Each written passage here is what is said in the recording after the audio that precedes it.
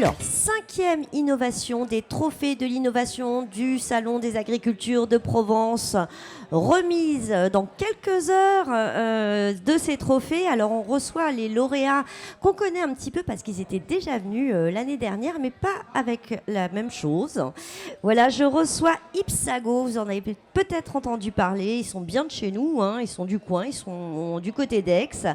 Ipsago, c'est une société à mission qui a pour raison d'être, je vous la donne parce qu'elle est jolie, qui a pour raison d'être le bon au service du bien pour mieux vivre demain. Voilà, alors, à l'initiative d'Ipsago, on a Thibaut Venezia et Renaud Alouche. Bienvenue à vous deux, merci d'être là. Alors, on vous avait effectivement rencontré l'année dernière parce que vous étiez venus avec des petits biscuits apéro, super bons, qui étaient fabriqués à partir de drèches de la filière brassicole, donc des céréales maltais. Voilà, donc ça avait déjà fait un carton, donc ça se passe bien, la commercialisation est en cours, on trouve ça dans des magasins bio. Et là, cette année, vous revenez avec un nouveau produit, alors que je vais essayer de vous montrer. Et peut-être que tu peux nous expliquer, Thibaut, ou... Voilà, par exemple. Oui, bien sûr. Alors là, on a une poudre d'épinards en surproduction. Alors typiquement, en fait, pour la création de nos biscuits, par là on a commencé, tout simplement. On valorisait en fait des coproduits, qui sont les résidus de fabrication des artisans, des industriels de la région sud.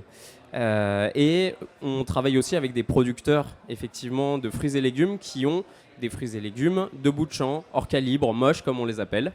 Et en fait, on va les sécher et on va en faire des poudres. Jusqu'à maintenant, ça nous servait à faire nos biscuits. Et de plus en plus, on a eu une forte demande d'artisans, de pizzaioles, de crêperies, de boulangers qui souhaitent en fait réintégrer nos ingrédients dans la conception de recettes, dans du pain, etc. Et on a décidé en fait de construire une gamme de farine et de poudre qui seront dédiées à la création de ces nouvelles recettes en économie circulaire.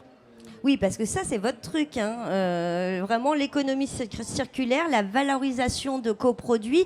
Comment ça vous est venu, cette idée, cette envie ? Alors, il faut que vous partagiez le micro. Je suis désolée, on a un micro pour deux.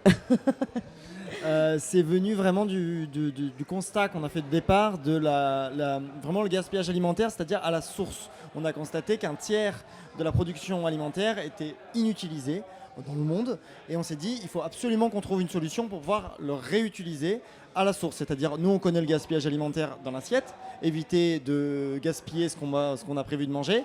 Là c'est vraiment éviter de gaspiller ce que l'industriel, l'artisan produit, génère et n'utilise pas initialement. Donc nous on est venu de cette idée-là, c'est venu de la drèche initialement, parce qu'il y a beaucoup de microbrasseurs qui se sont créés, on en a rencontré beaucoup, et on a réalisé qu'en fait pour donner de la texture à nos biscuits, la farine de drèche c'était hyper intéressant, aussi bien sur le côté gustatif que sur le côté nutritionnel, avec plein de fibres et plein de protéines. Oui, voilà, parce que non seulement ils font des produits originaux et bons, mais en plus avec une vraie valeur nutritionnelle. Alors je remontre un petit peu ces produits parce que je ne les ai pas montrés assez haut. Je ne sais pas si on les voit, j'espère que ça va.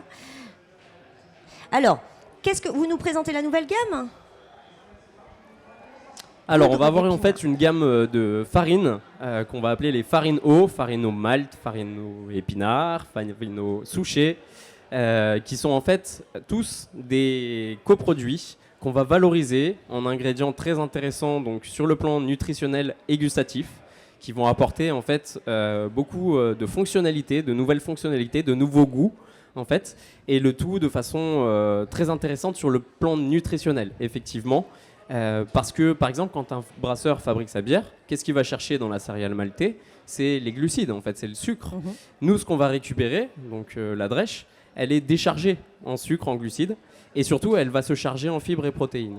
Et du coup, la farine qu'on propose aujourd'hui, elle est extrêmement intéressante sur le plan nutritionnel. En plus d'être intéressante sur le plan gustatif, parce que c'est une céréale qui a été un petit peu torréfiée, un maltais, ça veut dire qu'elle est germée. Et ensuite, on la touraille. C'est comme une torréfaction qui va en fait la torréfier un petit peu. Et du coup, elle a un goût un peu caramel, chocolat. On retrouve des notes très intéressantes qui sont très bonnes dans les pâtisseries ou même dans les productions salées. Alors, je crois que vous pouvez en goûter ici sur le salon parce qu'on a quelqu'un qui fait des crêpes, c'est ça ? J'ai pas eu le temps d'aller voir. Qu'est-ce qu'il propose ? Alors, vous pouvez retrouver non seulement nos biscuits sur le stand D15, Donc là, en fait, on a une gamme de 5 recettes aujourd'hui. Ouais. Les originaux, qui sont des biscuits à partir de purée de fruits séchés, auxquels on va ajouter de la drèche de brasserie pour apporter de la texture avec différentes épices. Et on va avoir des biscuits apéritifs, carottes, cumin, patates douces, noisettes, romarin ou piment châtaigne. Par exemple, le piment châtaigne, c'est un piment qui vient de la revalorisation des pulpes d'une sauce tabasco. Donc c'est notre ami Bulle de Provence, qui est brasseur. Initialement, il fait aussi une sauce à la bière, une sauce tabasco pimentée à la bière. Et nous, on va récupérer les pulpes, les sécher et faire une poudre de piment que je peux vous montrer ici, qui est une poudre très très puissante. Je vous en prie. Il faut que je la mette là. Voilà. Et donc on va se servir de cette poudre pour faire nos biscuits piment châtaigne, avec un bon équilibre de la châtaigne qui apporte la sucrosité à la force du piment. Et puis effectivement, Rémi, notre biscuitier, il propose aujourd'hui des crêpes qui sont faites à partir de farine de drèche, mais aussi de tourteaux de noisettes. Les tourteaux de noisettes sont les résidus de fabrication de l'huile de noisette. Quand on va triturer les graines pour en extraire la matière grasse, l'huile, on va avoir un résidu qui s'appelle le tourteau et qu'on va réduire en farine pour les réutiliser dans nos préparations. Très bien. Alors vous sortez de pitch, hein, Renaud, là. Vous étiez devant le jury il y a quelques instants. Comment ça s'est passé? Est-ce qu'ils vous ont posé des questions pièges? Il n'y a pas eu vraiment de questions pièges. En tout cas, on y était peut-être préparé. Mais c'est vrai qu'il y a des questions très, très intéressantes qui sont souvent soulevées par ce genre de jury de professionnels. Nous, on est tous les jours dans notre projet, la tête dans le guidon.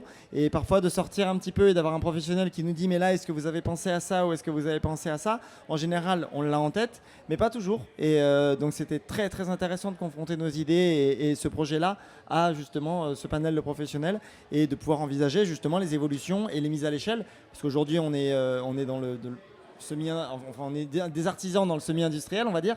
Et là, on se confronte à des gens qui ont l'habitude du grosse industrialisation et qui peuvent nous donner des idées de comment réussir à garder cet artisanat, mais beaucoup plus large. En augmentant les volumes, en fait, hein, c'est ça. Exactement. Aujourd'hui, vous sourcez uniquement en Provence, au local? Complètement. Alors, il y a deux choses. Tout le côté upcycling, donc revalorisation d'éco-produits et tout ça, c'est vraiment ultra local.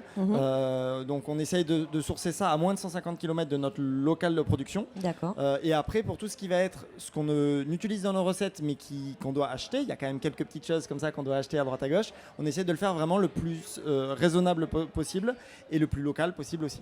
Très bien. Alors, quand est-ce qu'on va pouvoir acheter, nous, ces nouveaux produits, ces poudres? Alors, je dis nous, consommateurs lambda. Aujourd'hui, on distribue nos biscuits, majoritairement les enseignes bio et tout ça. Et on a vraiment une volonté de développer pour la fin d'année des possibilités de trouver une ou deux recettes d'ingrédients ou des suggestions d'ingrédients pour peut-être des recettes de Noël ou ainsi de suite. Voilà. Très bien. Bah, écoutez, merci beaucoup. Merci à vous deux. Voilà, Ipsago, c'est une très belle initiative. Vous l'avez compris, c'est bon, c'est anti-gaspi, c'est sain. Voilà, c'est tout ce qu'on aime. Vous venez effectivement valoriser pour que rien ne se perde. Voilà, tout se transforme, comme disait l'autre. Je vous souhaite bonne chance. Merci beaucoup. À tout à l'heure. Merci. Merci à vous deux. À tout à l'heure. On se retrouve pour les résultats.